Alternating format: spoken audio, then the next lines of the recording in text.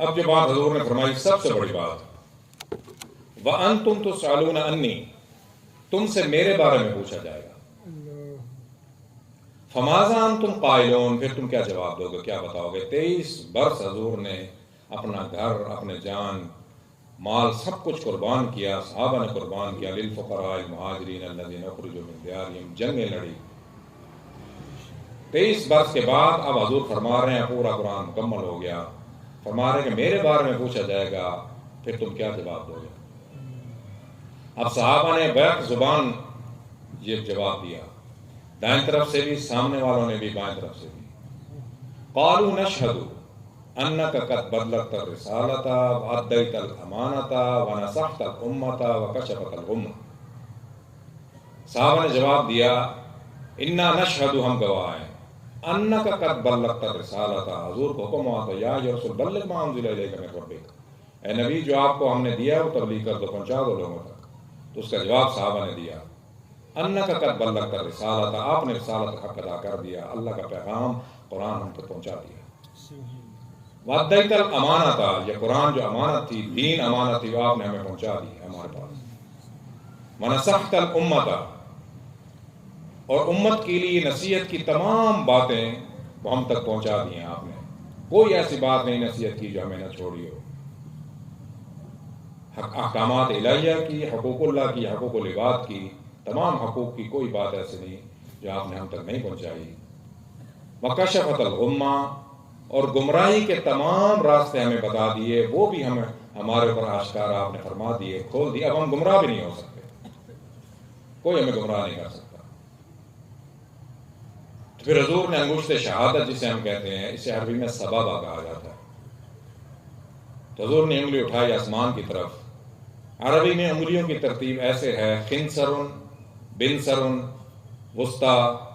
سبابہ، ابہام، دو استعمال ہمیشہ زیادہ ہوتے ہیں ہر معاشرے میں، ایک انگشت شہادت کا، جب کسی کو اشارہ کرنا ہو، بلانا ہو تو اس کا استعمال ہوتا ہے، جسے انڈیکس فنگر کہا جاتا ہے، اور ابہام، تھم،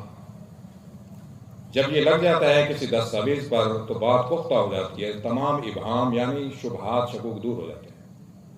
اگر کسی کو اچھا کہنا ہو تو بھی اس کا استعمال ہوتا ہے، دو انگلیوں کا استعمال زیادہ ہوتا ہے۔ تو حضور نے آسمان کی طرف انگشت شہادت اٹھائی، فقال بإصبع السبابۃ یرفعها إلی السماء، اوپر کی بلند فرمایا حضور نے آسمان کی طرف، وینکتها إلی الناس، اور لوگوں کی طرف حضور نے ایسا فرمایا، اور 3 مرتبہ فرمایا، اللہم اشہد، اللہم اشہد، اللہم اشہد۔ جب صحابہ نے شہادت دی انا نشہد، تو حضور نے فرمایا اللہ آپ گواہ ہو جائیں، اللہ تعالیٰ سن رہے ہیں، اللہ سمیع بصیر، ساری باتیں سن رہے ہیں۔ تو حضور نے انگشت سے ہاتھ فرما کے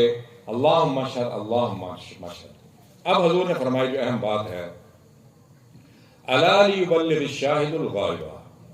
اب یہ تمہاری ذمہ داری ہے، جو یہاں موجود ہیں ان کی بھی ذمہ داری ہے، شاہد موجود،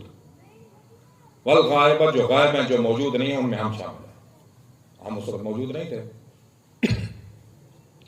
تو یہ ان کی ذمہ داری ہے کہ آگے بات پہنچانا، اب یہ ہماری ذمہ داری ہے کہ دین پر خود بھی عمل کرنا اور آگے بھی پہنچانا، یہ ہماری ذمہ داری ہے۔ اب حضور نے فرمایا فَلَعَلَّ بَعْدَ مَن يُبَلِّغُنِي، ممکن ہے ان یکون اوعالہ من بعد من سمع، بسا اوقات ایسا ہوتا ہے کہ آپ یہاں ہماری بات سن رہے ہیں اور آپ آگے جا کر کسی اور کو سناتے ہیں، تو وہ سننے والا ممکن ہے کہ آپ سے زیادہ عمل کرے، بعد والے لوگ جو ہیں وہ عمل کریں۔ حضور نے فرمایا فَلَعَلَّ بَعْدَ مَن يُبَلِّغُنِي، کہ تمہارے بعد جہاں تک یہ بات پہنچے، ان یکون اوعالہ، وہ اس بات کے اہل ہوں، ان یکون اوعالہ من بعد من سمع، جنہوں نے سنا ہے۔ اب اس میں حضور نے اس لیے فرمایا کہ کچھ لوگ ایسے بھی تھے جو اب مطلقاً ان پڑھ ہوتے، جیسے اب ہیں ہر جگہ، ہر معاشرے میں تعلیم یافتہ لوگ موجود ہوتے ہیں، غیر تعلیم یافتہ، پھر تعلیم میں بھی فرق ہے، انگریزی تعلیم علیحدہ ہے، دینی علیحدہ ہے، ان کے سوچنے اور سمجھنے میں فرق ہوتا ہے، عمل میں بھی فرق ہوتا ہے۔ ان یکون اوعالہ من بعد من سمع